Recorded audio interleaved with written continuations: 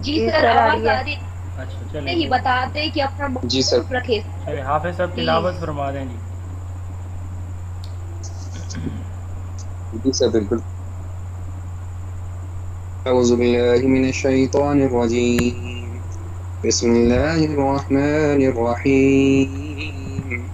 इन्ना अअतैनाकल कौसर फसल्लि लिरब्बिका वन्हर इन्न शानिअक हुवल अबतर।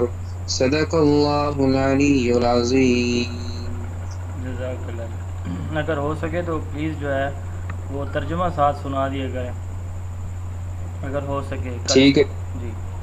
ठीक है कुरान मजीद इंशाल्लाह। और कोई कोई ऐप जो है ना जी वो डाउनलोड कर लें जी, ट्रांसलेशन वाली, तो उससे ना तर्जुमा भी जी साथ पढ़ दिया करें। बिल्कुल। बहुत शुक्रिया जी। बिस्मिल्लाहिर्रहमानिर्रहीम। अस्सलाम वालेकुम रहमतुल्लाहि व बरकातुहू। टीचिंग मेथडोलॉजी हमने आज स्टार्ट करना है। स्लाइड सबको शो हो रही हैं? आवाज़ क्लियर है? जी सर। तो यस सर। जी सर। हमने टीचिंग स्ट्रेटजी, मेथड, टेक्निक और अप्रोच इनको पढ़ना है, ठीक है। तो इनको पढ़ने के लिए अगर आप ये इमेज देखें, ये एक सर्कल है जिसमें एक्टिविटीज़ हैं, उसके बाद फिर टेक्निक्स हैं, फिर मेथड्स हैं, फिर स्ट्रेटजी और फिर अप्रोच है। बहुत ही आसान है, और अगर आप इसको समझने की कोशिश नहीं करेंगे तो फिर आप जो है वो कन्फ्यूजन का शिकार ही रहेंगे। अप्रोच क्या होती है?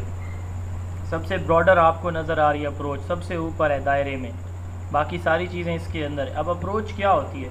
क्लासरूम का इन्वायरमेंट टीचर सेंटर्ड रहेगा या स्टूडेंट सेंटर्ड रहेगा या कोलैबोरेटिव रहेगा, यानी एक क्लासरूम का ओवरऑल इन्वायरमेंट किस तरह का होगा, ये अप्रोच इसमें होती है, ठीक है। हम इसकी डेफिनेशन बाद में देखते हैं, मैं सिर्फ आपको कॉन्सेप्ट समझाने की कोशिश कर रहा हूँ। अच्छा, इसके नीचे फिर आती है स्ट्रेटजी।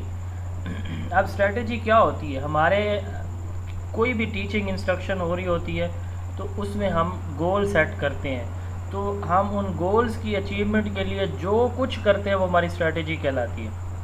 हमने जो गोल बनाए, अप्रोच में मैंने कहा कि क्लासरूम इन्वायरमेंट है, टीचर सेंटर्ड भी हो सकता है, स्टूडेंट सेंटर्ड भी हो सकता है, कोलैबोरेटिव भी हो सकता है, मुख्तलिफ इसकी अप्रोचेज़ हो सकती है, हम पढ़ेंगे आज। अच्छा, अब इन्वायरमेंट से हट के अब अंदर हम आ जाते हैं। मज़ीद हमने जो इंस्ट्रक्शंस देनी है बच्चे को, तो उसके गोल्स होते हैं, उन ऑब्जेक्टिव्स या स्टूडेंट लर्निंग आउटकम्स, ऐसे लॉज की अचीवमेंट के लिए एक टीचर जो कुछ करता है, अब जो कुछ से क्या मुराद है, वो मुख्तलिफ मेथड यूज़ करता है, वो बच्चे की असेसमेंट करता है, ठीक है, वो जो है वो कोई बच्चे की सीटिंग अरेंजमेंट करता है, ये स्ट्रेटजी कहलाएगी। ठीक हो गया जी। अब उसके बाद आता है मेथड। अब जैसे मैंने स्ट्रेटजी में एक वर्ड बोला है मेथड, मैंने आपको दो तीन चीज़ें और भी बताई इसमें। अब मेथड ये है कि जो कंटेंट उसने पढ़ाना है ना, टॉपिक, तो उसको वो किस मेथड के ज़रिए से पढ़ाएगा, टीचिंग मेथड, ठीक है। टीचिंग अप्रोच, फिर स्ट्रेटजी, फिर हम मेथड पे आ गए। क्लियर हो गया जी। यानी स्ट्रेटजी, अप्रोच को अचीव करने के लिए स्ट्रेटजीज़ बनाई जाती हैं, फिर स्ट्रेटजी जो है उसको, उसके जो ऑब्जेक्टिव्स हैं, गोल्स हैं, उनको अचीव करने के लिए मुख्तलिफ मेथड्स यूज़ किए जाते हैं। अब क्लास में ऐसा होता है कि सम टाइम एक टीचर पढ़ा रहा होता है बस, बट उसका मेथड फेल हो जाता मेथड है। मेथड और अप्रोच सेम बता रहे हैं आप? जी, मेथड और अप्रोच सेम नहीं बता रहे? फिर इसमें क्या डिफरेंस है मेथड में और अप्रोच में? मैंने तो बहुत क्लियर कट बताया, आपको शायद समझने में मुश्किल पेश आ रही है।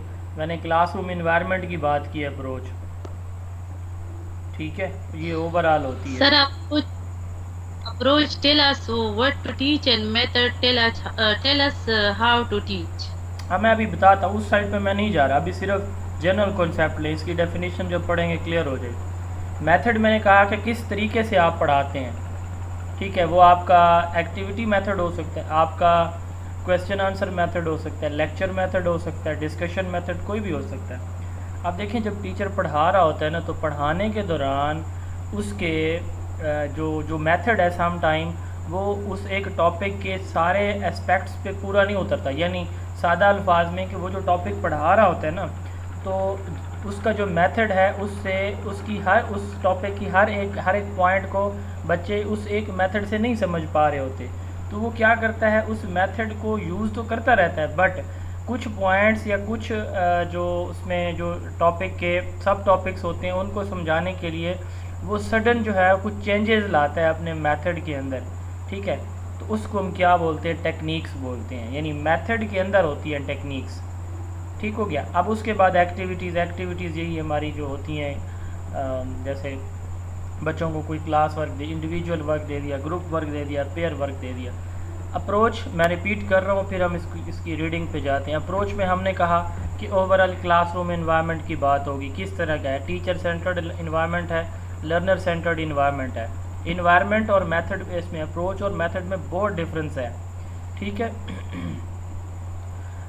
अच्छा, अब स्ट्रेटजी हमने कहा कि जो गोल डिज़ाइन किए जाते हैं उनकी अचीवमेंट के लिए टीचर जो कुछ करता है, मेथड किस तरह से पढ़ाता है, ठीक है।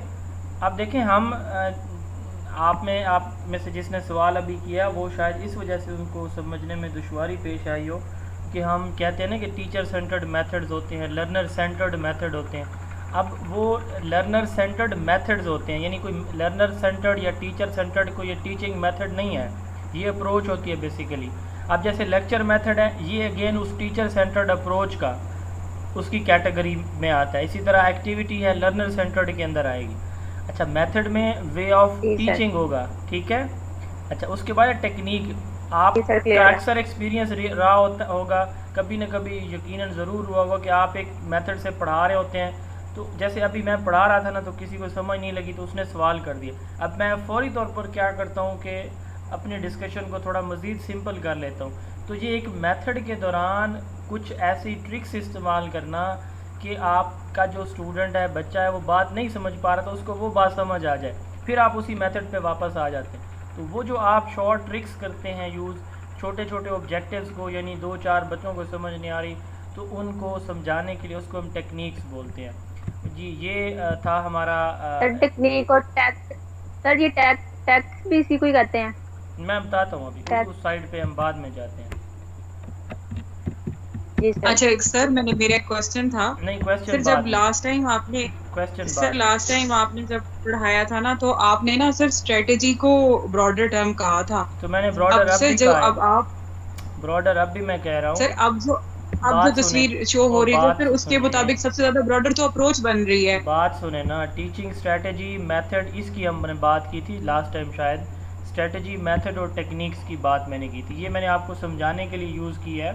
ये जो डायग्राम है अभी आपको क्लियर हो जाएगा। सर ये डायग्राम बहुत अच्छी है, इससे बल्कि कंसेप्ट क्लियर हो गया। लास्ट टाइम ये डायग्राम नहीं थी जहाँ तक मुझे याद पड़ता है। बिल्कुल। और उसमें आपने बताया था कि स्ट्रेटेजी सबसे ब्रॉडर। देखिए, टीचिंग मेथड, टेक्निक्स और जो टीचिंग स्ट्रेटेजी है ना, उसमें ये सबसे ब्रॉडर है स्ट्रेटेजी, ठीक है।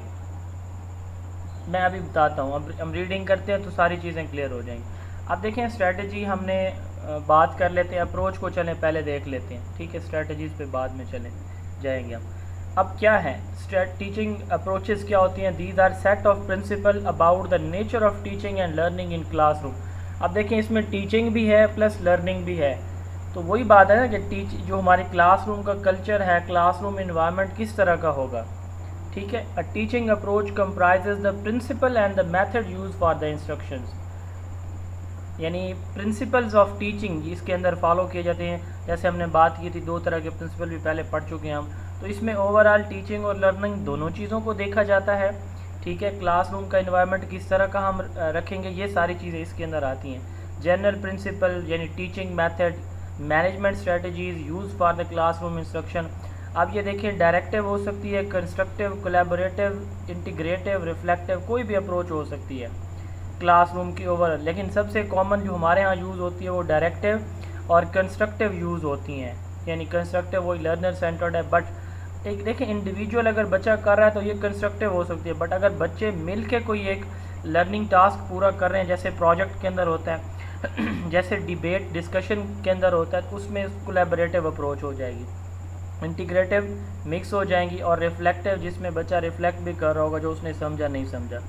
तो टीचिंग अप्रोच किसको कहते हैं? Principle about the nature of the teaching and learning, कि हमारी टीचिंग किस तरह की होगी, टीचर सेंटर्ड या लर्नर सेंटर्ड। अब हम आ जाते हैं स्ट्रेटजी पे। ये तो यानी ये पढ़ाने से पहले एक समझ लें कि आपकी आपका एक माइंड सेट है कि आपने इस माइंड सेट से हर एक टीचर का मुख्तलिफ होता है। कोई आप एक ही स्कूल के अंदर एक ही क्लास के मुख्तलिफ सब्जेक्ट में आप देखते हैं एक टीचर की अप्रोच और होती है, दूसरे की और होती है। ठीक है, ये subject to subject teacher vary हो सकती है। अब देखिए स्ट्रेटजी की हम बात करते हैं। जैसे मैंने आपको कहा कि अप्रोच तो हो गई कि जी ओवरऑल क्लास का इन्वायरमेंट किस तरह का मेंटेन रख रहा है एक टीचर। ठीक है, अब हम आ जाते हैं स्ट्रेटजी पे। जो टॉपिक टीचर ने पढ़ाना है ना, तो उसके गोल्स होते हैं, ऑब्जेक्टिव्स होते हैं। उन गोल्स या ऑब्जेक्टिव्स के अचीवमेंट के लिए जो कुछ टीचर करता है वो सारे का सारा उसकी स्ट्रेटजी में आता है। ये बेसिकली एक किस्म का प्लान होता है उसका। टीचर का क्या होता है, स्ट्रेटजी में टीचर क्या कर रहा होता है, प्लानिंग कर रहा होता है about how to achieve educational objectives. ठीक है, the term strategy is borrowed from the military science. Greek word है स्ट्रेटेगोस, जिसका मतलब होता है आर्मी या to lead. Strategy is about a plan on achieving the goals, whereas teaching strategies focus on some of methods that are use to facilitate the learning of the student. अब देखें इसमें different methods आ सकते हैं, एक से ज़्यादा method भी इसके अंदर आ सकते हैं। प्लानिंग के अंदर यही होता है ना कि वो ऑब्जेक्टिव्स को देखता है, असेसमेंट कैसे वो करेगा, मेथड कौन सा यूज़ करेगा, ठीक है, फीडबैक कैसे लेगा। It is broader and long term designed how to achieve educational objectives. ये लॉन्ग टर्म होती है, ब्रॉडर होती है, प्लानिंग इसके अंदर शामिल है। अच्छा, it is creation of relation between teaching and learning for the attainment of objectives. याद रखिएगा जब भी स्ट्रेटजी की डेफिनेशन आएगी ना, या इससे रिलेटेड सवाल पूछा जाएगा, तो जैसे यहाँ पे लिखा हुआ है plan to achieve the goals, ठीक है, या long term design to achieve the goals. अगर तीसरे नंबर पे देखें creation of relation between teaching and learning for the attainment of the objectives or goals. तो इसकी स्टेटमेंट के एंड पे कहीं ना कहीं आपको ऑब्जेक्टिव गोल्स लाजमी यासल और लाजमी नज़र आएगा। क्यों? क्योंकि स्ट्रेटजी का फोकस ही एक ही चीज़ के ऊपर होता है, वो होता है अचीवमेंट ऑफ ऑब्जेक्टिव्स। क्लियर जी? अच्छा, चौथी स्टेटमेंट देखें, it is combination of different teaching method, it creates conducive learning environment, यानी ऐसा लर्निंग एनवायरनमेंट जिसमें बच्चे सेटिस्फेक्शन फील कर रहे हों, अट्रैक्टिव अटेंटिव हों, कंडूसिव कहलाता है। There are 3 types of instructional strategies, teacher control, learner control and group control. तो ये 3 तरह की हो सकती हैं, इनमें से कोई भी एक हो सकती है। अब स्ट्रेटजी का हमें पता चल गया ये क्या होता है, प्लान है, ब्रॉडर है, ठीक है, टीचिंग और लर्निंग का रिलेशनशिप डेवलप करने के लिए स्ट्रेटजी बनाई जाती है, ठीक है, ताकि ऑब्जेक्टिव्स अचीव हो सकें। ये 3 तरह की हो सकती है। अब हम आ जाते हैं मेथड्स पे। अब मेथड क्या होता है? मेथड होता है वे स्ट्रेटजी का हिस्सा है जी, लेसन प्लानिंग जो है वो स्ट्रेटजी का पार्ट होगा। हाँ, पार्ट होगा। स्ट्रेटजी, एक स्ट्रेटजी के अंदर जैसे यहाँ पे आप देखें ना ये statement, teaching strategies focus on some of methods. क्या मतलब है? More than one. आप एक से ज़्यादा मेथड भी यूज़ कर रहे हैं, वो सारे स्ट्रेटजी के अंदर आएंगे। ये इमेज आपने देखी है तो इसमें स्ट्रेटजी के नीचे आता है मेथड, तो बहुत सारे मेथड एक स्ट्रेटजी में फॉल कर सकते हैं। अच्छा, अब देखें ये ब्रॉडर टर्म थी, मैक्रो, ब्रॉड, लॉन्गर टर्म थी, लॉन्ग टर्म थी। यहाँ पे अगर हम मेथड की बात करें तो ये एक माइक्रो टर्म है। ये किस से कंपेयर करके हम कह रहे हैं कि ये माइक्रो है या नैरोअर है? ये स्ट्रेटजी के साथ, ठीक है। It is about how to present the subject matter. अब देखिए मेथड में हम क्या करते हैं, हमारा लेक्चर मेथड है, उसमें हम प्रेजेंटेशन दे रहे होते हैं, प्रेजेंट कर रहे होते हैं, डिलीवर कर रहे होते हैं किसी भी टॉपिक के ऊपर, डिस्कशन के थ्रू, लेक्चर के थ्रू, एक्टिविटी, कोई भी आपका मेथड हो सकता है। अब इसमें क्या चीज़ें शामिल होती है? It is a selection of appropriate method for teaching a specific content. हम एक मखसूस मेथड सेलेक्ट करते हैं, टीचिंग मेथड, ताकि हम उस कंटेंट को प्रेजेंट कर सकें। बड़ी इंपॉर्टेंट लाइन ये लिखी हुई है और इसमें कन्फ्यूजन की कोई बात बाद में नहीं होनी चाहिए। Strategy is about a plan on achieving the goal. हम कह रहे हैं कि method is the way for the achieving goals. Strategy में हम क्या कर रहे होते हैं? प्लान होता है और मेथड प्रैक्टिकल एप्लीकेशन है उस प्लान की, यानी is a way for achieving the goals, ठीक है। स्ट्रेटजी किसके ऊपर फोकस करती है? About how to achieve goals, जबकि मेथड किसके ऊपर कर रहा है? How to present the subject matter for achievement of strategic goals. Clear जी। Teaching method focus on the types of activities use in the process of the teaching. It is a systematic way of doing something. जैसे मैंने कहा कि practical होता है, ये teaching practically की जाती है।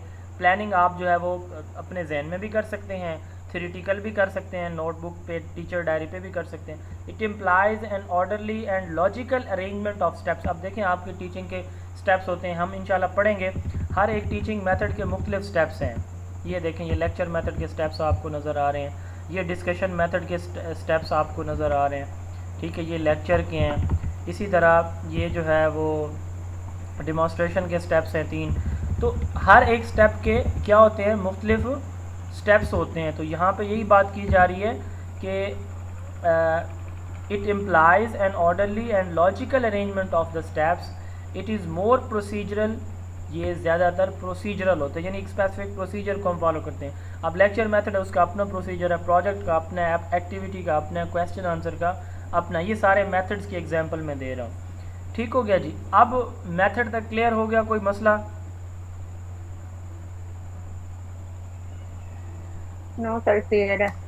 टेक्निक्स पे आ जाते हैं। अब मैं एक मेथड से पढ़ा रहा हूँ, लेट्स सपोज कि मैं लेक्चर मेथड से पढ़ा रहा हूँ, आप में से 2-4 लोगों को समझ नहीं आती, तो मैं क्या करता हूँ, वो मुझे सवाल करते, मैं उनसे ही क्वेश्चन कर लेता हूँ, अच्छा ये क्या है, अच्छा ये क्या है, ये क्या है।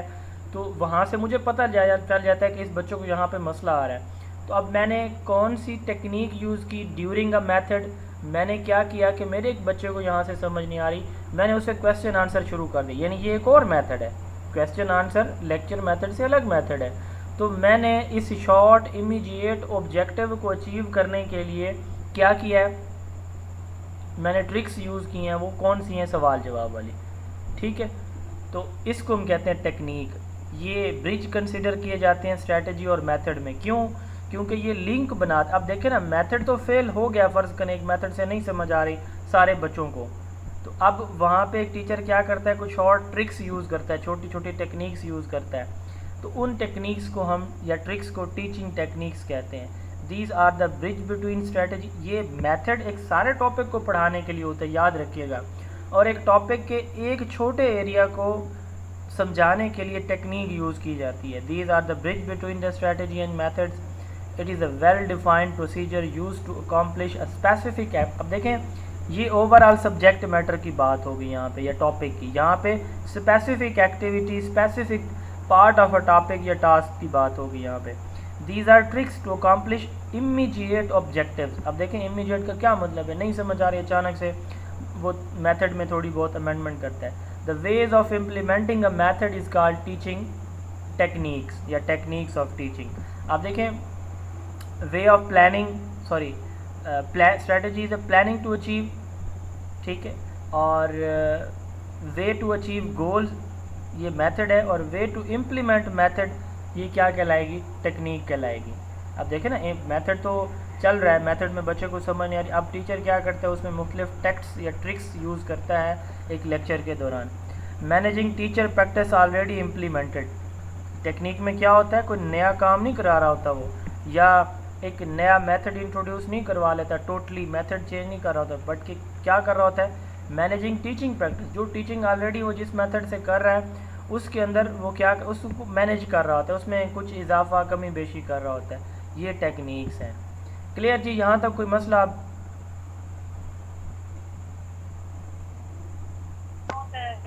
चलें, शुक्र है जी सर, क्लियर। अच्छा, अब देखें दो और टर्म्स भी हैं, जो दो, अब ये टोटल कितनी टर्म्स हैं, 3 यहाँ पे हैं, चौथी ये है अप्रोच, 5वीं टैक्टिक्स ऑफ टीचिंग और 6ठी टीचिंग स्टाइल है। तो ये 6 टर्म्स हैं, तो ये बड़ी इंपॉर्टेंट हैं। आप देखें जैसे मैं थोड़ी देर पहले बता रहा था कि हर एक टीचर की अप्रोच मुख्तलिफ होती है, ठीक है, यानी वो कोई टीचर ऐसा होगा जिसका बड़ा टाइट कंट्रोल होता है, बच्चे उसके नाम से ही घबराते हैं। मुझे याद है जब मैं प्राइमरी में होता था, हमारे एक टीचर थे, अल्लाह ताला उनको सेहत भरी लंबी उम्र अता फरमाए, उस्ताद बशीर साहब उनका नाम है। मैं पहली से चौथी तक उनके पास ही पढ़ा था।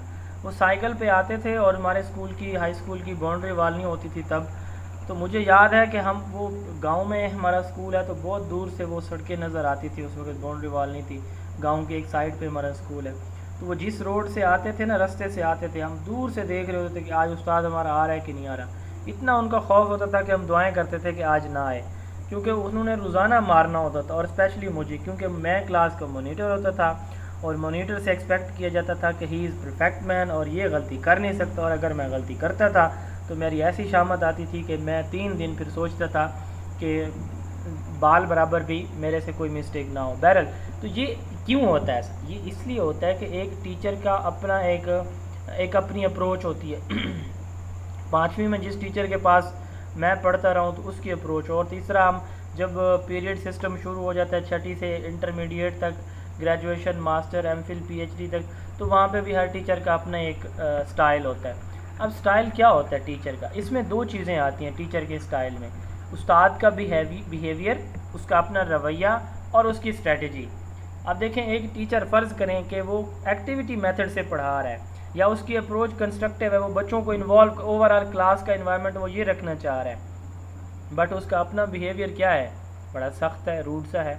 तो ये दोनों चीज़ें मिलके क्या बनाती हैं? टीचिंग स्टाइल बनाती हैं। The personal attribute that defines a teacher classroom method and behavior qualities associated with the teacher effectiveness include mastery of subject matter, pedagogical thinking, organizational ability, enthusiasm, warmth, calmness and rapport with the student के साथ अच्छे relation. अब ये सारी चीज़ें teacher के उसके अंदर, यानी स्टाइल में क्या चीज़ें आती हैं? उस्ताद का अपना पर्सनल एटीट्यूड, बिहेवियर और उसकी स्ट्रेटजीज़ जो वो यूज़ कर रहा है, ये दोनों मिलकर उसका स्टाइल बनाती हैं। अब कहते हैं हम जी टैक्टिक्स किसको कहते हैं? टैक्टिक्स कहते हैं ways of implementing a strategy. Teaching tactics is goal linked influenced or influencing the behaviour of the teacher, the way he behaves in the instruction situation, in working toward the development of the strategy. अब हर एक उस्ताद का, हर एक teacher का अपना एक mindset होता है कि उसने अपनी जो स्ट्रेटजी बनाई हुई है ना, तो उसको कैसे इम्प्लीमेंट करना है, उसको इम्प्लीमेंट कैसे करना है, उन गोल्स की अचीवमेंट उसने कैसे करनी है, तो वो मुख्तलिफ वेज़ यूज़ करता है, उनको टैक्टिक्स कहा जाता है। अब देखें, ways of implementing a teaching method किसको कहते हैं हम जी? अभी पढ़ा हमने, ये देखें, टीचिंग टेक्निक्स को कहते हैं। ठीक है, अब देखें ये भी हाँ, और ways of implementing a strategy, इसको इम्प्लीमेंट करना, ये इसको क्या बोलते हैं? ये टीचर इसके लिए टैक्टिक्स यूज़ करता है मुख्तलिफ किस्म की। क्लियर जी? यहाँ तक कोई मसला, कोई परेशानी है तो आप पूछ लें, अदरवाइज़ हम आगे मूव करते हैं।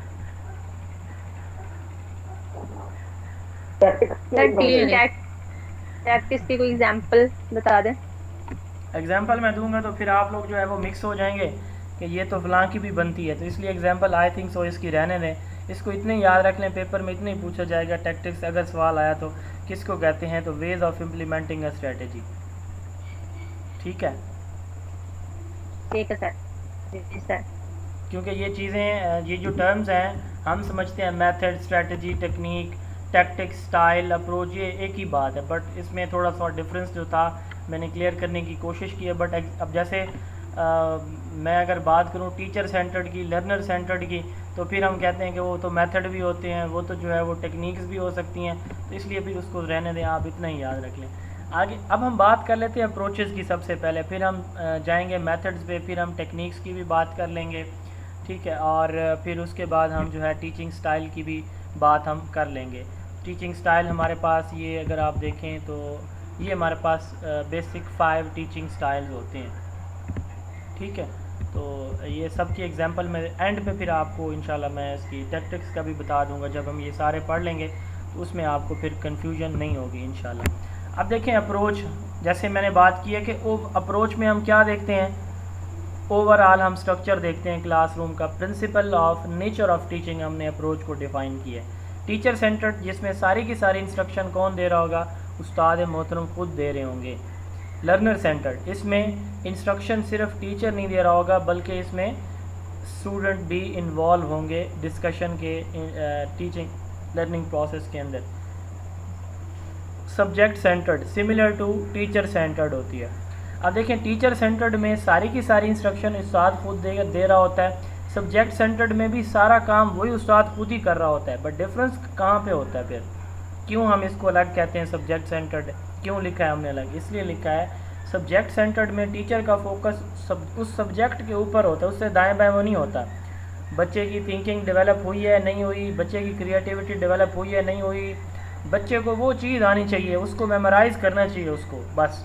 यानी वो टीचर का फोकस होता है कि किस तरह इस सब्जेक्ट का बच्चा माहिर हो जाए, ये होता है सब्जेक्ट सेंटर्ड अप्रोच। ठीक हो गया। अगेन ये भी क्या होती है, इसमें भी टीचर डोमिनेंट अप्रोच है, यानी टीचर इसके अंदर क्लासरूम को कंट्रोल कर रहा होता है मुकम्मल, बच्चे इसके अंदर पैसिवली लिसन कर रहे होते हैं। अब है इंटरेक्टिव अप्रोच। इंटरेक्टिव अप्रोच अब ये जहाँ पे नाम का डिफरेंस आता जाएगा, बाकी आगे सिमिलर होती जाएंगी चीज़ें। अब इंटरेक्टिव अप्रोच से क्या मुराद है? इंटरेक्टिव अप्रोच से मुराद ये है कि टीचर और स्टूडेंट दोनों इसके अंदर शामिल हैं। इंटर क्या मतलब होता है? दो चीज़ों के दरमियान। एक्टिव, दोनों ही एक्टिव हैं। कौन? उस्ताद, कौन? शागिर्द। क्लियर ये बात? इंटरएक्टिव में बच्चा और टीचर दोनों इन्वॉल्व होते हैं, बट यहाँ पे हम ये कहते हैं कि ज़्यादा टीचर टॉक टाइम नहीं होनी चाहिए, बल्कि एससीटी स्टूडेंट टॉक टाइम ज़्यादा होनी चाहिए। क्लियर जी यहाँ तक? आगे हम चलते हैं कंस्ट्रक्टिविस्ट अप्रोच। अब कंस्ट्रक्टिविस्ट की आवाज़ आ रही? जी आवाज़ आ रही है मेरी?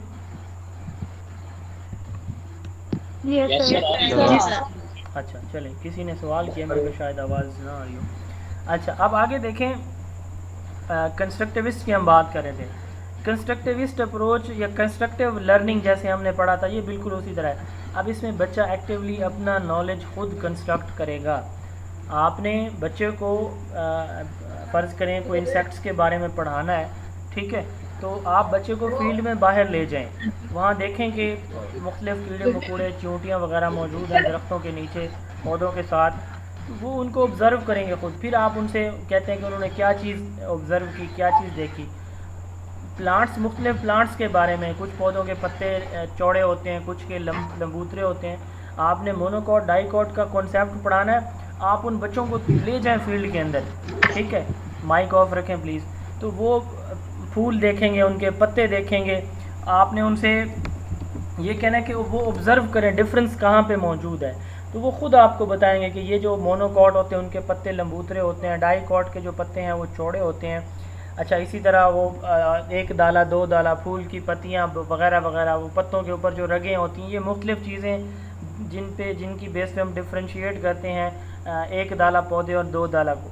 तो ये कंस्ट्रक्टिविस्ट अप्रोच हो जाएगी कि बच्चा ख़ुद ये सारी चीज़ें अपनी डिस्कवर कर रहा है। अच्छा उसके बाद है इंटीग्रेटेड अप्रोच। ये आपको पता है कंबाइन अप्रोच होती है, ठीक है। इंटीग्रेटेड अप्रोच क्या होती है? कंबाइन होती है। ये दो तरह की हो सकती है, इंट्राडिसिप्लिनरी और इंटरडिसिप्लिनरी। अब इंटीग्रेशन जो है ये करिकुलम कॉन्टेक्स्ट में भी हो सकती है और मेथड्स के कॉन्टेक्स्ट में भी हो सकती है। करिकुलम से क्या मुराद है?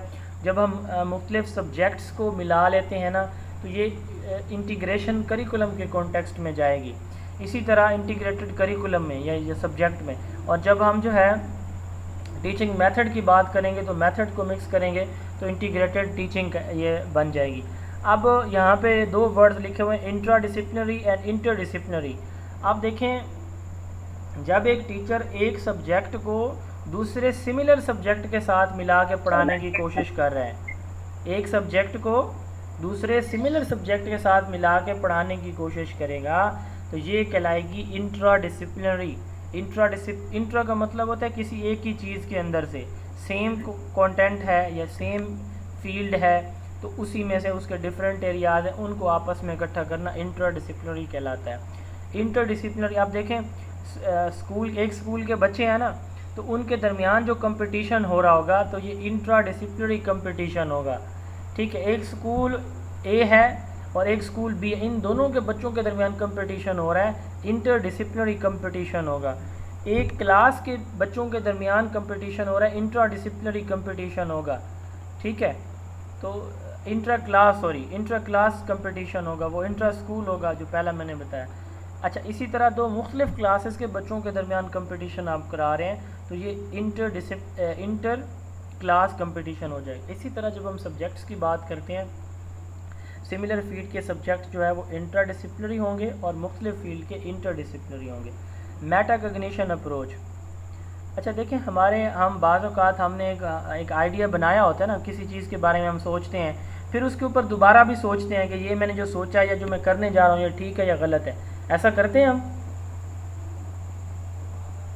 जी सर करते हैं। हाँ, अपनी सोच के ऊपर, अपने एक थिंकिंग प्लान के ऊपर दोबारा सोचना, इसको कहते हैं मेटाकॉग्निशन। इसको क्या बोलते हैं, ये पेपर में पूछा जा चुका है, ये भी पूछा जा चुका है। ये कंस्ट्रक्टिविस्ट आज नहीं, बल्कि ये नहीं पूछा, ये पूछा गया मेटाकॉग्निशन क्या होती है। इसको हम कहते हैं थिंकिंग अबाउट थिंकिंग, यानी जो आप सोच चुके हैं ना उसके बारे में हम सोचते हैं कि जी अच्छा चले मैं ये नहीं करता, मुझे ऐसे नहीं ऐसे करना चाहिए। तो इट इज़ थिंकिंग और having an awareness of ones cognitive processes, या हम अपनी थिंकिंग के ऊपर जो सोचते हैं तो उसको हम क्या कहते हैं, मेटाकॉग्निशन कहते हैं। इट मे बी एक्सप्लिसिट और इम्प्लिसिट, जब हम किसी भी प्रॉब्लम के सलूशन के बारे में श्योर होते हैं, अंडरस्टूड होती है बात के, क्लियर होते हैं कि जी इसको मैंने ऐसे करना है, तो इसको हम कहते हैं एक्सप्लिसिट। और इम्प्लिसिट, जब बंदा एम्बिग्विटी का शिकार हो, दो राहे का शिकार हो कि ये करूं या ये करूं, तो कन्फ्यूजन का शिकार होता है बंदा, बार बार सोचने पे भी उसका हल नहीं मिल रहा होता, तो इस कॉग्निशन को, कॉग्निटिव अप्रोच को इम्प्लिसिट मेटाकॉग्निटिव अप्रोच कहेंगे। क्लियर हो गया जी। उसके बाद है प्रॉब्लम बेस्ड अप्रोच। इसमें बच्चों को पूरी लर्निंग प्रोसेस के दौरान सिर्फ प्रॉब्लम पे ही फोकस कराया जाएगा। और रिफ्लेक्टिव अप्रोच में ये होता है कि आप जैसे देखें, आप पढ़ते हैं, एंड पे जाके आप ये देखें कि जो हमें आज सर ने पढ़ाया तो किस टॉपिक की हमें सही समझ आई, किसकी नहीं आई, ये होती है रिफ्लेक्शन। अपनी खूबियों और ख़ामियों को देखना, ये रिफ्लेक्शन कहलाता है। ठीक है, तो एक बच्चा जो है अपने स्ट्रॉन्ग और वीक एरियाज़ को आइडेंटिफाई करता है और वीक एरियाज़ पे वो स्ट्रेटजीज़ बनाता है कि मैंने इसको मज़ीद कैसे बेहतर बनाना है, तो ये रिफ्लेक्टिव अप्रोच कहलाती है। फेजेस ऑफ टीचिंग आप लोग पढ़ चुके हैं पहले। अब आते हैं बेसिक टीचिंग स्टाइल्स के ऊपर। टीचिंग स्टाइल हमने किसको कहा है, कोई डिफाइन कर सकता है? करनी है खुद की, स्टूडेंट ने करनी है जी सर, यहाँ पर एक सवाल है मेरा। सर। हाँ सॉरी, सर यहाँ पे इसमें टीचर ने टीचर खुद की टीचिंग, सॉरी टीचर ही करेगा। यहाँ पे क्योंकि हम अप्रोच की बात करें तो टीचर ही करेगा। बच्चा भी कर सकता है, वो रिफ्लेक्टिव लर्निंग होगी। ठीक है, जब बच्चा इस तरह की रिफ्लेक्शन कर रहा होगा, थैंक यू फॉर करेक्शन, जब बच्चा इस तरह की सोच डेवलप करता है कि मैंने क्या ठीक समझा, गलत समझा, वो रिफ्लेक्टिव लर्निंग है। जी कोई सवाल पूछना चाह रहा था? सर यहाँ पे मेरा सवाल था सर, ये कंस्ट्रक्टिविस्ट अप्रोच को सर हम इन्वेंशन टीचिंग भी कहते हैं। क्या कहते हैं हम? Invention teaching. इन्वेंशन टीचिंग मैंने वैसे ये टर्म इसके साथ रिलेट करके या वैसे सुनी नहीं है, बट शायद कह सकते हो, मुझे इसके बारे में कंफर्म नहीं है, मैं कंफर्म करके बता सकता हूँ। किसी और को है कंफर्म तो वो बता दें। सर बुक पे लिखा हुआ है, सब आपने बुक पे लिखा हुआ है, लिखा हुआ है। अच्छा फिर लिखा हुआ है तो शायद भी, लिखा हुआ है। हाँ कहाँ है कंसेप्ट? हाँ, it is also called invention teaching. जी ठीक है जी, ठीक है जी, बिल्कुल कहते हैं जी। जी sir cooperative learning, sorry sir आवाज़ आपकी ब्रेक हो रही है। क्या पूछ रहे हैं? कोऑपरेटिव? जी सर, कोऑपरेटिव लर्निंग भी लिखा हुआ है। कंस्ट्रक्टिविस्ट अप्रोच ना, इसकी मुख्तलिफ शक्ल्स हो सकती हैं, जैसे कोऑपरेटिव, ये आगे हम पढ़ेंगे, हेरिस्टिक, डिस्कवरी, कोऑपरेटिव, ये कैटेगरीज अभी आएंगी, ये मेथड्स हैं मुख्तलिफ, ये हम पढ़ेंगे जो इसके अंदर हम यूज़ करते हैं। Okay sir. हाँ जी, इसका दूसरा नाम ये मैंने ऐड किया होगा, मुझे याद नहीं होगा फिर शायद, सॉरी, तो इसको ये देख लें कि इन्वेंशन टीचिंग भी इसको कहते हैं। अच्छा, बेसिक टीचिंग स्टाइल्स हैं। बेसिक टीचिंग स्टाइल जो है किसको कहते हैं, हमने अभी पढ़ा, टीचर का बिहेवियर प्लस टीचर की स्ट्रेटजी, ये दोनों मिलके उसका स्टाइल बनाते हैं। टीचर के 5 बेसिक टीचिंग स्टाइल्स होते हैं। Teacher as a formal authority, teacher जो है एक ऑटोक्रेटिक स्टाइल में होता है कि वो सारी की सारी इंस्ट्रक्शन टीचर सेंटर्ड। अब देखें थोड़ा सा ना आप लोग ट्रांसफ़र नॉलेज किया, ट्रांसफ़र लर्निंग पे फोकस किया करें। ट्रांसफ़र लर्निंग क्या थी कि जो पहले से पढ़ा हुआ है उसकी बेस पे नया को पढ़ना, ऐसे था ना? जी सर यही था। हाँ, अब जैसे हम पढ़ रहे हैं फॉर्मल अथॉरिटी, हमने पढ़ा है एक्टिव, सॉरी जो टीचर सेंटर्ड अप्रोच, ठीक है, ये देखें टीचर सेंटर्ड अप्रोच, हमने सब्जेक्ट सेंटर्ड अप्रोच पढ़ा। तो अब आप लोगों ने खुद से, अब लाजमी नहीं है कि बंदा जब फ्लो में बात कर रहा होता है कुछ पॉइंट्स ज़हन में आते हैं, कुछ लेक्चर से पहले याद होते हैं, कुछ बाद में भी याद आते हैं कि हाँ मुझे तो ये भी डिस्कशन में बताना चाहिए था। तो अब माशाल्लाह आप छोटे बच्चे तो हैं नहीं कि आपको हर एक बात जो है वो अलग कर करके बताई जाए। तो जो पॉइंट्स अगर मैं नहीं बता सकता तो ये नहीं होगा कि जो स्लाइड में मौजूद है वो मैं नहीं बताऊंगा, मे भी मेरे कोई नज़र से कोई चीज़ रह जाए, जैसे अभी इन्वेंशन टीचिंग स्किप हुआ। अदरवाइज़ मैं इंशाल्लाह कोशिश करता हूँ कि साथ हर चीज़ बताऊँ। तो बात यहाँ पे करने का मकसद ये है, जैसे हम फॉर्मल अथॉरिटी अभी पढ़ने जा रहे हैं, इससे पहले हमने टीचर सेंटर्ड अप्रोच की बात की, सब्जेक्ट सेंटर्ड अप्रोच की बात की, हमने एक्सपोजिटरी, एक्सप्लिसिट, डायरेक्ट इंस्ट्रक्शन की बात की है। ये सारी सिमिलर चीज़ें हैं, नाम मुख्तलिफ है, मुख्तलिफ जगहों पे जब ये टर्म्स यूज़ होंगी तो उसके लिए इसकी जो उसको नाम दिया जाएगा वो मुख्तलिफ होगा। आप जैसे देखें ना, टीचिंग स्टाइल में जब हम बात करेंगे तो हम कहेंगे कि पहला जो स्टाइल होता है वो teacher as a formal authority है। ये उसी तरह ही है जिस तरह हमने अभी थोड़ी देर पहले पढ़ा टीचर सेंटर्ड अप्रोच। ये देखें, ये यहाँ पे पहला वर्ड ये लिखा हुआ है, it is a teacher centred approach. अब ये आपने इस तरह का रिलेशन ट्रांसफ़र लर्निंग खुद आपने डेवलप करनी होती है, ठीक है जी। It is not concerned with the creating relation with the student, maximum teacher talk time या teacher talk with little or no student involvement. It is efficient in providing information. ये बच्चों को ज़्यादा इन्फॉर्मेशन कम टाइम में provide करने के लिए helpful होता है। ये मेथड, जिस मेथड से मैं पढ़ा रहा हूँ, ये लेक्चर मेथड है, ठीक है। अगर हम डिस्कशन पे, डिबेट पे, एक्टिविटी पे, इन साइड्स पे चले जाएं तो हम एक टॉपिक भी मुश्किल से कवर ना कर पाएँ। तो फॉर्मल अथॉरिटी, लेक्चर मेथड इसकी एग्जांपल है। दूसरा, teacher as a demonstrator, demonstration method. ये एक ऐसा वाहिद मेथड है, बड़ा एक इम्पॉर्टेंट पॉइंट है, जो at a time teacher centred भी है और स्टूडेंट सेंटर्ड भी है। कैसे? डिमॉन्स्ट्रेशन में बच्चा चुप करके पहले देखता है टीचर क्या करे। टीचर कहता है कि हर एक सारे काम छोड़ दें, मुझे तवज्जो से देखें, ठीक है। चुप करके बैठेगा हर बंदा, मेरी तरफ तवज्जो, खामोशी से सुनेंगे, देखेंगे मैं क्या बोल रहा हूँ, क्योंकि बाद में आपने यही करना है। अब पहले फेज़ में टीचर सारा काम खुद करके दिखाता है बच्चे को, इस टाइम बच्चा इन्वॉल्व नहीं होता। देन सेकंड फेज़ में क्या होता है कि बच्चा जो है मसलन पानी को साफ़ करना, पानी के अंदर रेत, कंकर, कागज़, इस तरह की चीज़ें, उस पानी को साफ़ कैसे किया जाता है, फ़िल्टर कैसे किया जाता है, ये प्रोसेस वो बच्चों को सिखा रहा है। फिर वो बच्चों को जो है वही सारे इक्विपमेंट दे रहा है, बाद में अगले फेज़ में बच्चे उसी को सेम प्रोसेस को रिपीट कर रहे हैं। तो इसमें डिमॉन्स्ट्रेशन मेथड, इसको हम डिमॉन्स्ट्रेशन मेथड बोलते हैं, आगे पढ़ेंगे हम। तो इसमें टीचर क्या कहलाता है? डिमॉन्स्ट्रेटर कहलाता है। टीचर सेंटर्ड है, it is also a teacher centred but it also promote student participation, ठीक है। यानी ये एट अ टाइम दोनों को इन्वॉल्व करता है। टीचर जो है यहाँ पे act as a guide to assist the student in applying knowledge into a similar situation. अब यहाँ पे जो है एक और भी इम्पोर्टेंट पॉइंट है, यहाँ पे डिमॉन्स्ट्रेशन भी पूछा जा सकता है कि किस मेथड में, किस स्टाइल में टीचर गाइड के तौर पर रोल प्ले करता है। तो ये भी सवाल इस तरह से भी आ सकता है पेपर में, डिमॉन्स्ट्रेशन मेथड में टीचर का क्या स्टाइल होता है, ठीक है, इस तरह भी आ सकता है सवाल। अच्छा, उसके बाद है teacher as a facilitator, activities. आप देखें ये भी सर इसमें जी सर डिमॉन्स्ट्रेशन में एक्टिविटी उसने करके दिखानी होती है, या कोई क्वेश्चन भी, जैसे अगर हम मैथ को लें तो वो बोर्ड पे पहले क्वेश्चन कर दे और फिर सिमिलर क्वेश्चन स्टूडेंट को करने का कहे, हाँ, ये भी डिमॉन्स्ट्रेशन हम होगी। कहते हैं जी, डिमॉन्स्ट्रेशन हम कहते हैं किसी प्रैक्टिकल टास्क को टीचर खुद पहले परफॉर्म करके देगा, फिर बच्चे करेंगे। सादा सी मिसाल है, आपने पानी पीना है, बच्चे को पानी पीने के 6 सुन्नतें बताएं, फिर उसे कहें कि जी आप भी इसी तरह पानी पी के दिखाएं, ये डिमॉन्स्ट्रेशन है, ठीक है। मैथ का कोई फार्मूला है, कोई मेजरमेंट करनी है टीचर ने, तो वो सारे स्केल वगैरह उसने लिए हुए हैं, वो खुद सारी मेजरमेंट बोर्ड के ऊपर उनको करके दे रहा है, फिर बच्चे से कह रहा है आप करके दिखाएं, ये भी डिमॉन्स्ट्रेशन ही है। क्लियर? आगे चलते हैं। Teacher as a facilitator. आप देखें एक्टिविटीज़, एक्टिविटी किसको कहते हैं? एक्टिविटी कहते हैं जो चीज़ टीचर पढ़ा रहा है ना वो बच्चों से करवाए, जो उसने पढ़ानी है थ्योरेटिकल, बच्चे उसको प्रैक्टिकली लर्निंग बाय डूइंग से करके दिखाएंगे।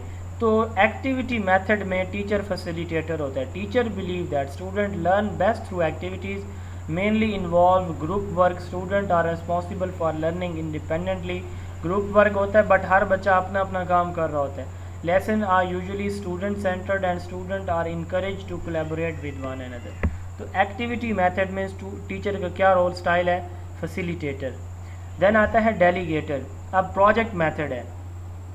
टीचर जो है वो प्रोजेक्ट दे देता है, मसलन वो कहता है कि जी सोलर सिस्टम का मॉडल बना के दें, मसलन वो कहता है कि जी हमारे जो चारों सूबे हैं इनका एक मैप ड्रा करके ले आएँ चार्ट के ऊपर, मसलन वो कहता है कि जी प्लांट्स और एनिमल्स जो है उनके उनके आप जो है वो सेल के स्ट्रक्चर बना के ले आएँ, मुख्तलिफ कोई भी प्रोजेक्ट दे सकता है वो। तो एक प्रोजेक्ट में टीचर की रिस्पॉन्सिबिलिटी या टीचर का स्टाइल डेलीगेटर का होता है। Lesson are usually student centred, place more responsibility on the student, क्योंकि इसमें सारा काम बच्चों ने करना होता है। Individually or in group, responsibility of the designing and implementation of student project with little or no participation from the teacher. अब देखें उसने डिज़ाइन करना है कि कौन सा प्रोजेक्ट उन्होंने बनाना है, ये बताना है उसने, ठीक है। आगे फिर उसने इम्प्लीमेंट करना है, यानी बच्चों से कहना है कि वो इसको बना के ले आएंगे या क्लास में बनाए। The teacher role is to exclusively act as a counsellor और कंसल्टेंट। यहाँ पे हमने क्या कहा है, गाइड, यहाँ पे हम क्या कह रहे हैं, काउंसलर या कंसल्टेंट कह रहे हैं, ठीक है जी। पांचवा और आखिरी स्टाइल है कोलैबोरेटिव। ये किसके अंदर होता है, कोऑपरेशन मेथड में, कोऑपरेटिव मेथड में। अब कोऑपरेटिव मेथड क्या होता है हम इंशाल्लाह पढ़ेंगे, कल शायद कल पहुंच जाएंगे कोऑपरेटिव पे। इसमें हम ग्रुप बना रहे 3-3 4-4 के, तो सारी की सारी लर्निंग बच्चे खुद करते हैं, इसमें टीचर की ज़ीरो इन्वॉल्वमेंट होती है।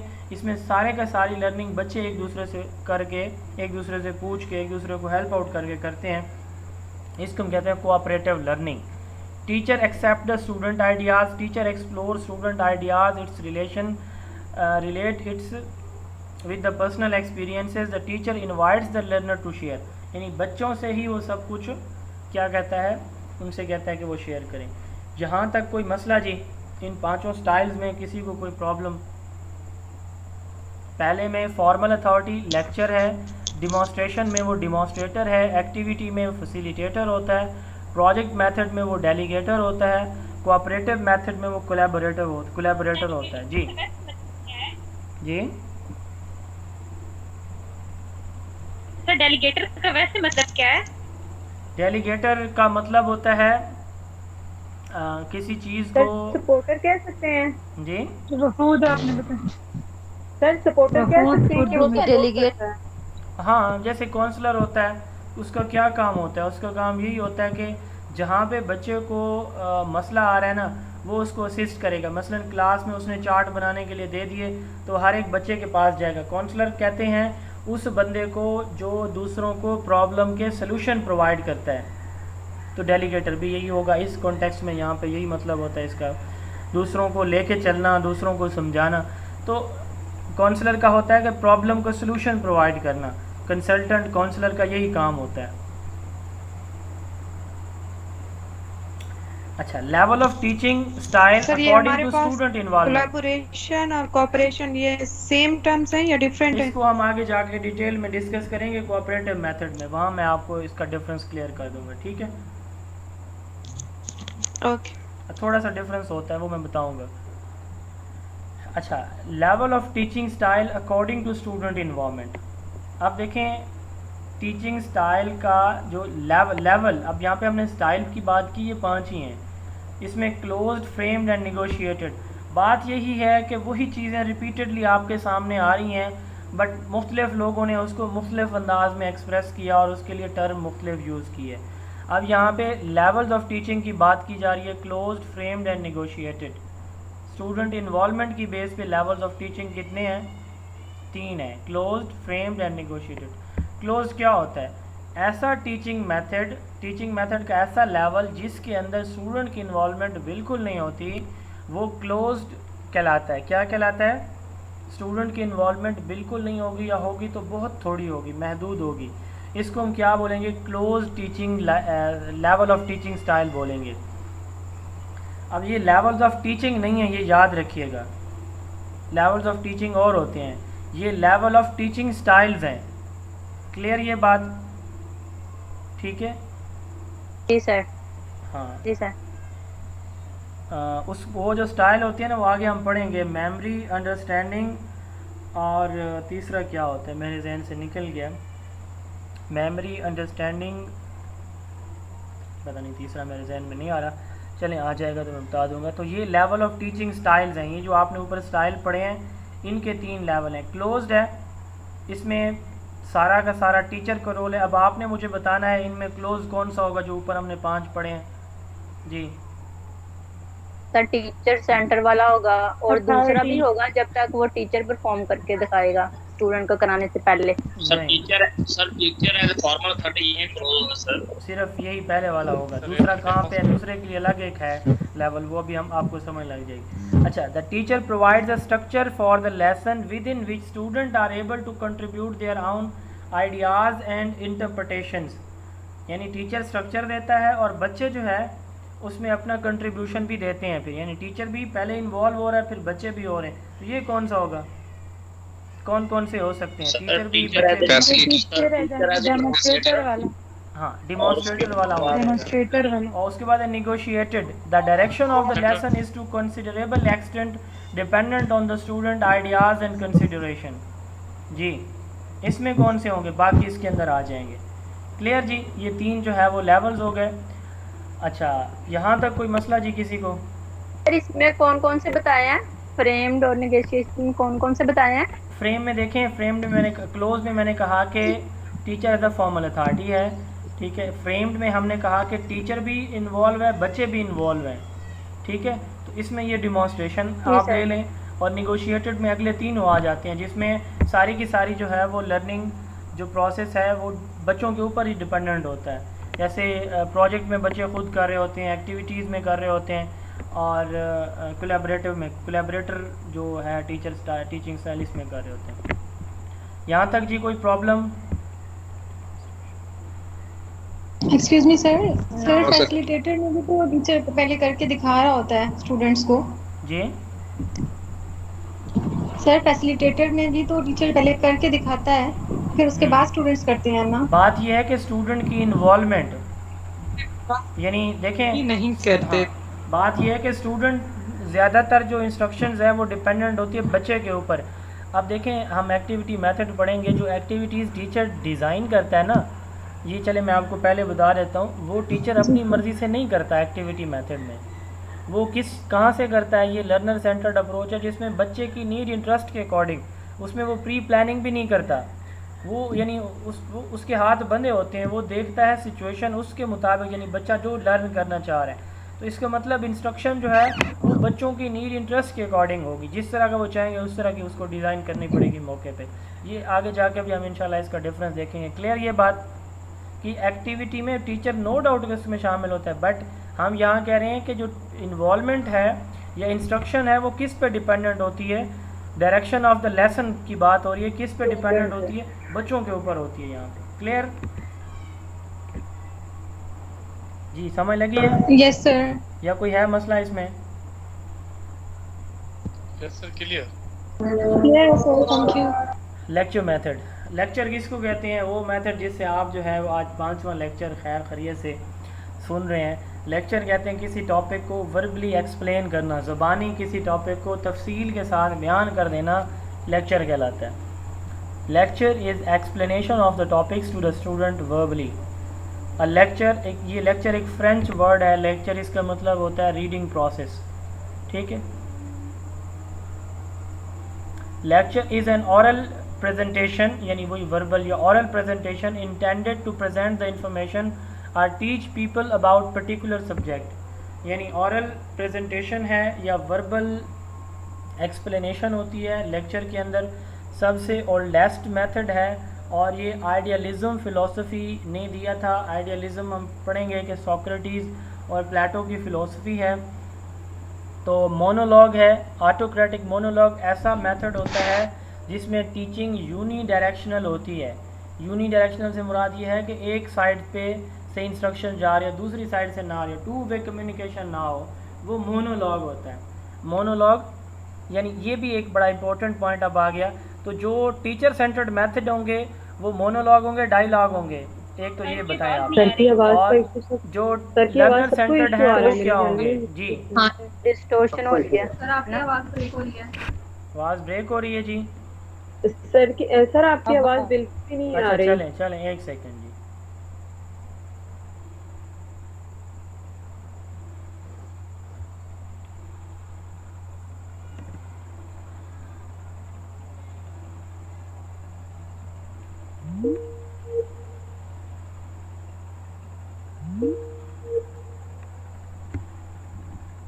जी अभी आ रही है आवाज़?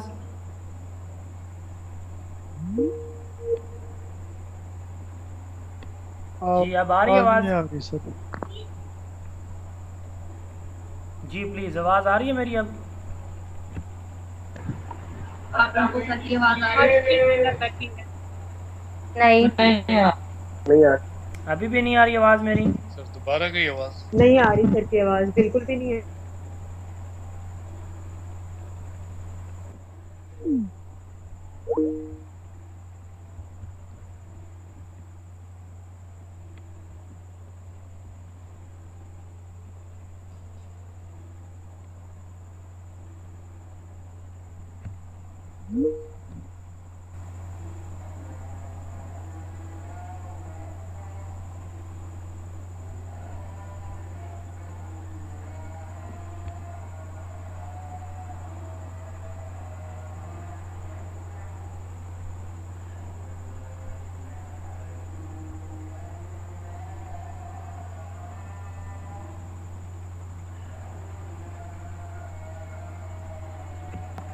अब आ रही है आवाज़?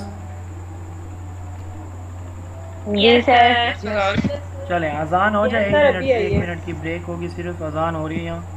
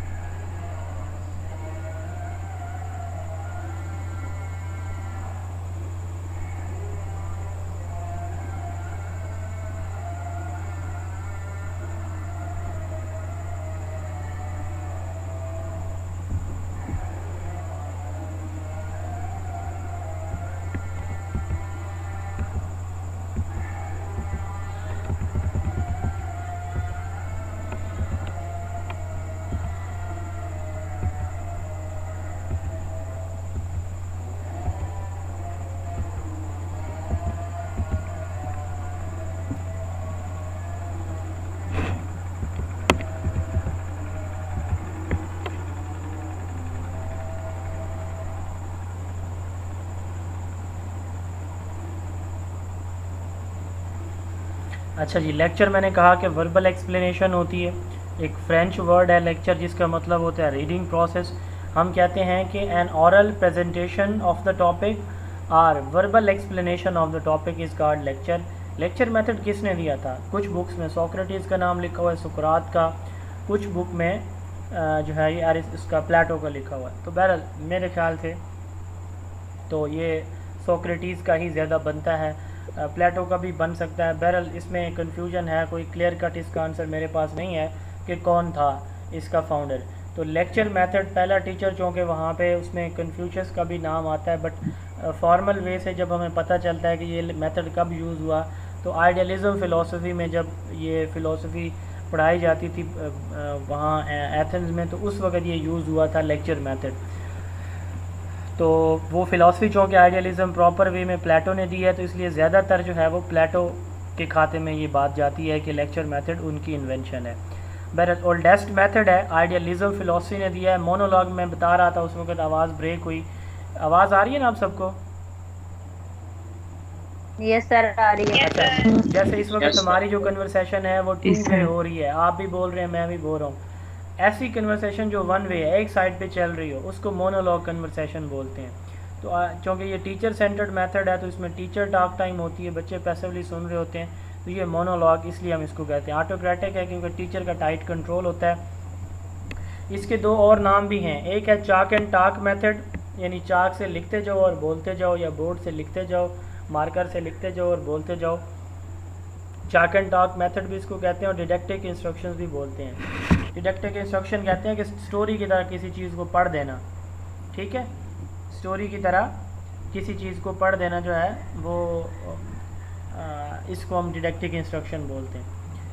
अच्छा जी, अब इसके कंपोनेंट्स, इसके 3 कंपोनेंट्स होते हैं, introduction, body and conclusion. Introduction में टॉपिक बताया जाता है, बॉडी में उसको सारी एक्सप्लेनेशन दी जाती है, एंड कंक्लूजन में उस टॉपिक को एक दफ़ा से उसकी क्विक रिवीजन कर दी जाती है, या जो इम्पोर्टेंट पॉइंट्स हैं वो दोहरा दिए जाते हैं। Introduction, body of the lecture and conclusion, ये जो है कंपोनेंट होता है 3 लेक्चर मेथड के।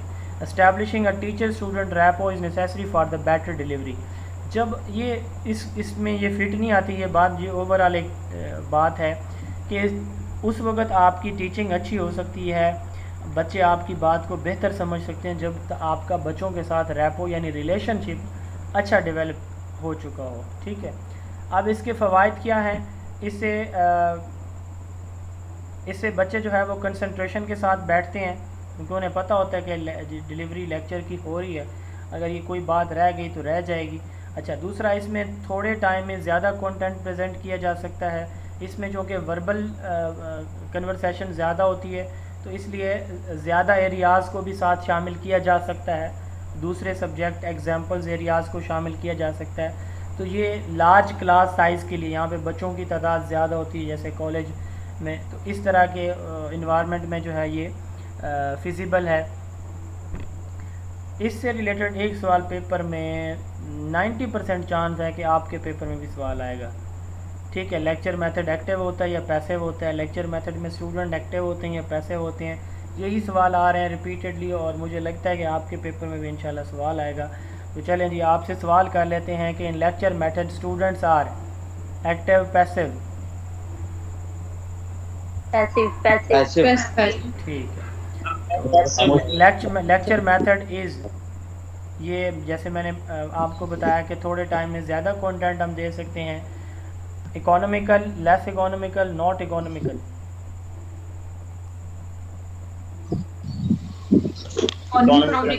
इकोनॉमिकल, यस, क्योंकि इसमें हम जैसे ज़्यादा बच्चे बैठे हुए हैं, थोड़ा टाइम है, ज़्यादा पढ़ा लेंगे तो इकोनॉमिकल है, इसको हम कहते हैं कि जी कौन। अच्छा, अब इसके डिसएडवांटेजेस, इसमें बच्चों की नीड, इंटरेस्ट को नहीं सोचा जाता, देखा नहीं जाता।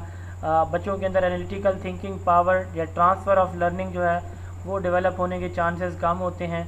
कंडूसिव इन्वायरमेंट इसके अंदर क्रिएट नहीं होता। कंडूसिव किसको कहते हैं? जिसमें बच्चों की नीड्स फुलफ़िल की जा रही हैं, वो इन्वायरमेंट कंडूसिव लर्निंग इन्वायरमेंट कहलाता है। स्टूडेंट की इन्वॉल्वमेंट नहीं होती, बच्चे इसके अंदर पैसिव होते हैं। स्टूडेंट जो है अगर उनको कोई प्रॉब्लम्स हैं तो नॉर्मली वो भी हर एक बच्चे के प्रॉब्लम को भी एड्रेस नहीं किया जा रहा होता जी। उसके बाद है डिस्कशन मेथड। अब डिस्कशन किसको कहते हैं कि कोई भी टॉपिक टीचर पढ़ाने के बजाय वो क्या करे, उसको डिबेट्स में ले जाए, डिस्कशन में ले जाए। टू वे कम्युनिकेशन होगी। वो डायलॉग था, वो मोनोलॉग था, तो डिस्कशन क्या होगा? मोनोलॉग होगा, डायलॉग होगा? डायलॉग को कहते हैं डायलॉग। ठीक है जी, इसको मल्टी लॉग भी कह सकते हैं। मल्टी लॉग भी आप कह सकते हैं। अच्छा, ये एक इम्पॉर्टेंट पॉइंट है कि जो टीचर सेंटर्ड होंगे वो नॉर्मली मोनोलॉग होंगे मेथड्स, ठीक है, जबकि जो ये डायलॉग या ट्रायलॉग या मल्टी लॉग होंगे ये बाकी जो स्टूडेंट सेंटर। अब देखें डिस्कशन जो है, लास्ट हमारी स्लाइड है, ये टू वे मेथड है। इसमें छोटे छोटे ग्रुप्स हमारे असेंबल हो जाते हैं यानी इकट्ठे हो जाते हैं, उनको एक टॉपिक टीचर की तरफ से दे दिया जाता है, वो उस पर डिस्कशन करते हैं और डिस्कशन के बाद उसका सोल्यूशन टीचर को प्रोवाइड कर देते हैं। डिस्कशन एक लैटिन वर्ड डिस्कटर से डिराइव किया गया जिसका मतलब है शेक या स्ट्राइक। अब शेक या स्ट्राइक का क्या मतलब है? सारे बच्चों के जो आइडियाज़ हैं वो आपस में क्या हो रहे होते हैं? शेक हो रहे होते हैं, मिक्स हो रहे होते हैं, फिर उसके फिर सोल्यूशन जो है वो निकाला जा रहा होता है। A two-way communication method in which small group assemble to communicate with each other using speaking, listening, verbal and non-verbal processes in order to achieve the instructional objectives. The participants share experiences, ideas and attitude through this method. अब attitude क्या होता है? यहाँ पे कहा गया कि experience, ideas and attitude। जी sir feelings, opinion, values, believe, ये एटीट्यूड हैं। इसका मुझे बड़ा एटीट्यूड दिखा रहा था या दिखा रही थी, तो वो क्या होता है फिर? Sir feelings, mental tendency. अब ये देखें, ह्यूमन ब्रेन अब चीज़ें परसीव करता है, हमने ये पढ़ा हुआ है पहले, परसेप्शन मैंने बताया था, सेंसेस से आने वाली इन्फॉर्मेशन को ह्यूमन माइंड परसीव करता है, यानी उस पर फीलिंग, थिंकिंग, थॉट डेवलप होती हैं। वो जो feeling, thinking, thought, ideas develop करते हैं ना ह्यूमन माइंड, जो परसेप्शन है वो बेसिकली हमारा एटीट्यूड होता है। और बिहेवियर क्या होता है, वो इसकी प्रैक्टिकल एप्लीकेशन है। मसलन मैंने देखा कि वो जो है मेरे किसी फैमिली मेम्बर के साथ बदतमीज़ी कर रहा है, तो पहले एटीट्यूड आएगा, यानी फीलिंग थिंकिंग थाट आएंगी, और बाद में जाके मैंने लड़ाई कर देनी है, ठीक है, वो बिहेवियर हो जाएगा। तो बिहेवियर एटीट्यूड की प्रैक्टिकल फॉर्म है, ठीक है। तो यहाँ पे हम चूँकि बिहेवियर की बात नहीं कर रहे क्योंकि कोई प्रैक्टिकल वर्क नहीं हो रहा, बल्कि क्या हो रहा है, एक्सपीरियंस शेयर किए जा रहे हैं थ्रू कन्वर्सेशन। कोई प्रैक्टिकल काम नहीं हो रहा, हाथ से नहीं हो रहा, फिज़िकल एक्सरसाइज नहीं हो रही, आइडियाज़ और एटीट्यूड, वही जो फीलिंग थिंकिंग थॉट्स हैं वो शेयर की जा रही हैं, ठीक है। इसके स्टेप्स क्या हैं, आइडेंटिफिकेशन ऑफ प्रॉब्लम दे दिया जाएगा, फिर उस पर क्वेश्चन डेवलप किए जाएंगे कि इस प्रॉब्लम पे क्या, किस तरह इसको हमने हल करना है। क्वेश्चन आ गए, फिर डिस्कशन स्ट्रेटजी 2 की शक्ल में बच्चे डिस्कशन करेंगे, 4 की शक्ल में करेंगे, पैनल होगा, डिबेट होगा, सेमिनार होगा, क्या होगा, सिंपोजियम होगा।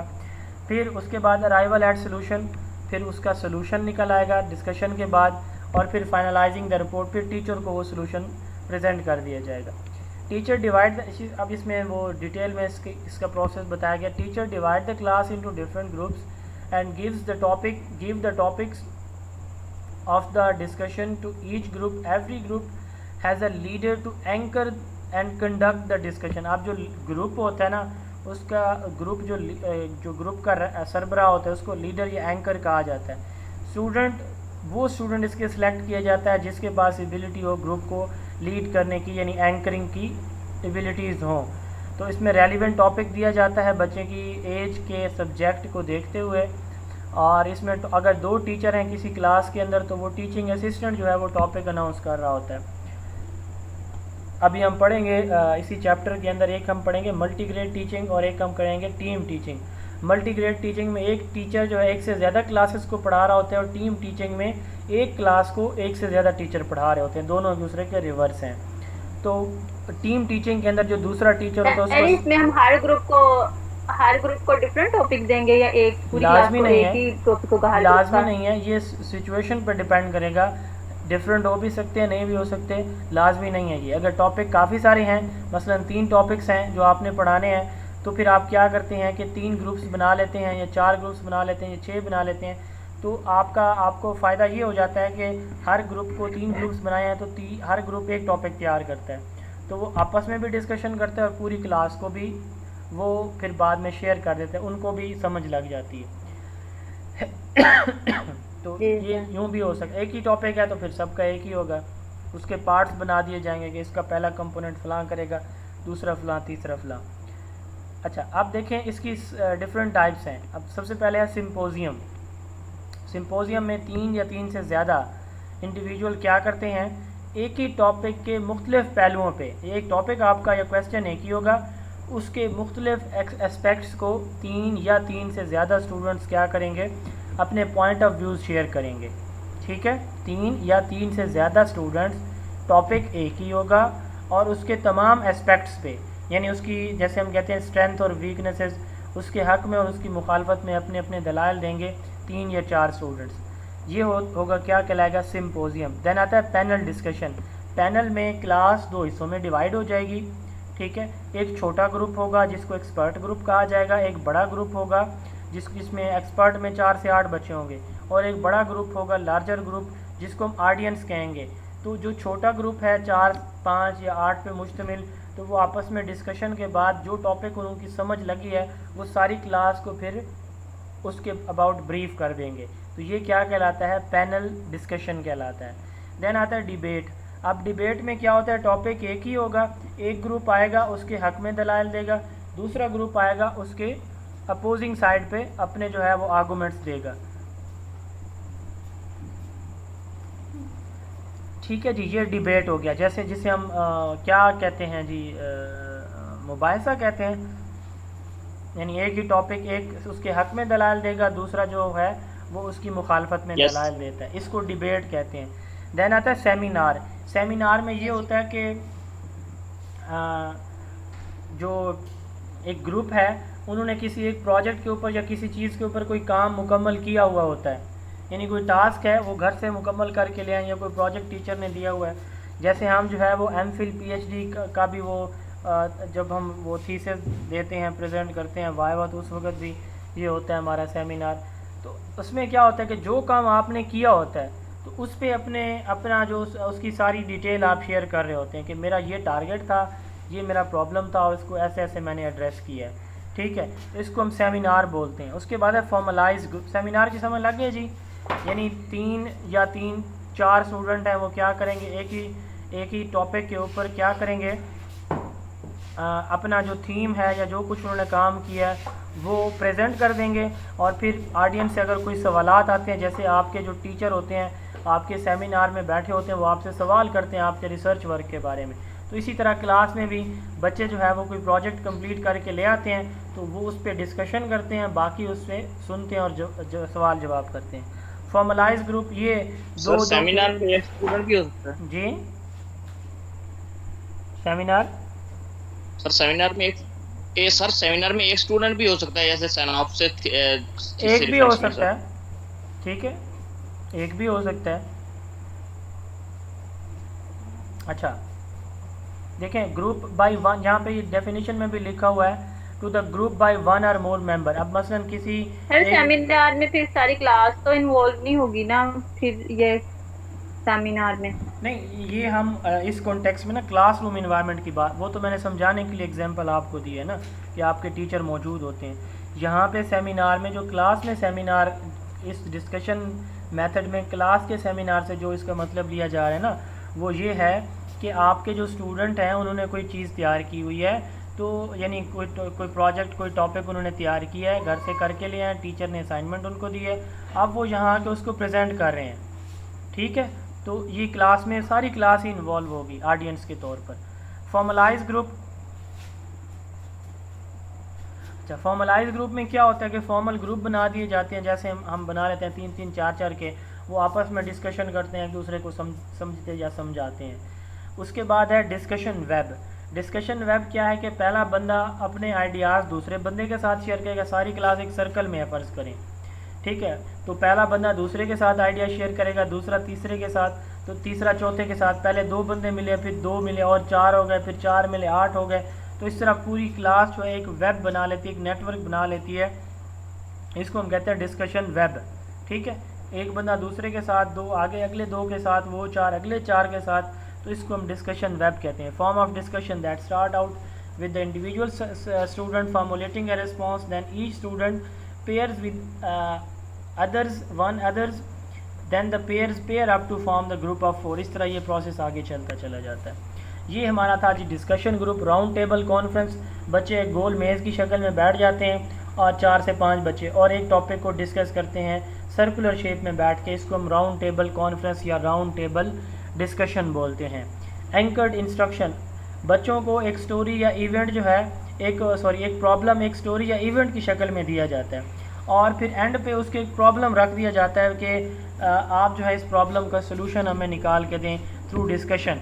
तो इसको हम कहते हैं एंकर्ड इंस्ट्रक्शन, यानी सारी की सारी सिचुएशन प्रॉब्लम एक स्टोरी की शक्ल में प्रेजेंट कर दिया जाएगा, बता दिया जाएगा टीचर की तरफ से, और एंड पे उसके एक प्रॉब्लम होगा, बच्चे उसको बार बार सोचेगा और उस पर फिर जवाब अपना ढूंढने की कोशिश करेगा। इसको हम बोलते हैं एंकर्ड इंस्ट्रक्शन। ये किसी रियल वर्ल्ड फेमस पीपल, लोगों, इवेंट या किसी सिचुएशन के बारे में इस तरह के क्वेश्चन होते हैं। अब एडवांटेजेस क्या हैं, सारे बच्चे इसके अंदर इन्वॉल्व होते हैं। ठीक है, कम्युनिकेशन स्किल्स बच्चे के अंदर डेवलप होती हैं, लीडरशिप क्वालिटीज़ बच्चे के अंदर डेवलप होती हैं, एक्सप्रेशन पावर डेवलप होती है, बच्चा प्रॉब्लम सॉल्विंग स्किल्स डेवलप करता है, क्रिएटिविटी और मोटिवेशन आती है। डिसएडवांटेजेस, क्लास टाइम में डिस्कशन हर एक सब्जेक्ट के लिए एक तो सूटेबल नहीं होती, फिज़िकल स्पेस इसके लिए चाहिए होती है और मेन टॉपिक से बच्चे हट भी सकते हैं, डेविएशन भी हो सकती है। थोड़े स्टूडेंट होते हैं जो क्लास में डोमिनेट कर जाते हैं, जो ज़्यादा बुलियार होते हैं, ये टाइम कंज्यूमिंग है और तमाम तरह की सिचुएशन में अडॉप्टेबल भी नहीं है।